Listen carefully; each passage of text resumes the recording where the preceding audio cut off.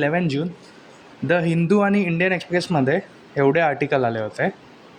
त्यातील आपण एक आर्टिकल बघूया, जो की आहे new land ports propose along international border.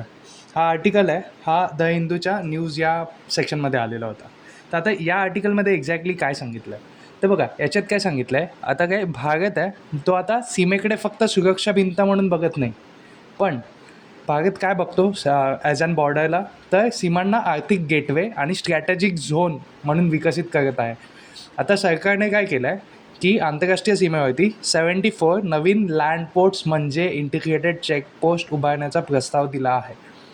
आता ते काय आहे ते आपण बघूयाच, पण अजून डिटेल काय दिले त्यामध्ये. याच्यामध्ये चीन सीमेवरती 3 आणि पाकिस्तान सीमेवरती 6 लँडपोर्ट्स प्रस्तावित आहेत. उर्वरित लँडपोर्ट्स बांगलादेश, नेपाळ, भूतान, म्यानमार अशा इतर शेजारी देशांच्या सीमांवर असण्याची शक्यता आहे. ओके, आता बघा लँडपोर्ट्स म्हणजे एक्झॅक्टली काय आहे काय ते सोपं असेच सांगायचं झालं तर लँडपोर्ट्स काय आहे, तर हे लँड बॉर्डरवरील एअरपोर्टसारखे असतात.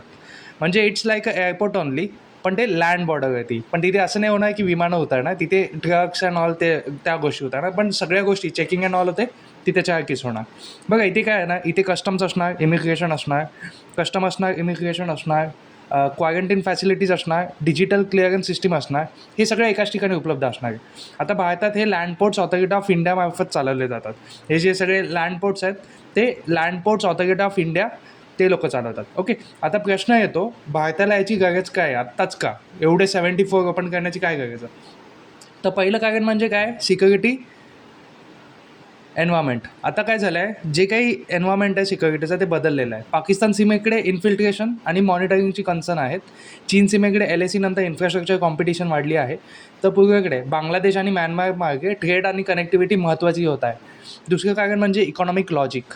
आता बघा काय इथे लँडपोर्ट्समधून होणारा ट्रेड 2014मध्ये जवळपास 5,000 कोटी रुपयांवरून 83,000 कोटी म्हणजे 83,000 करोड्स रुपयांपर्यंत वाढला आहे.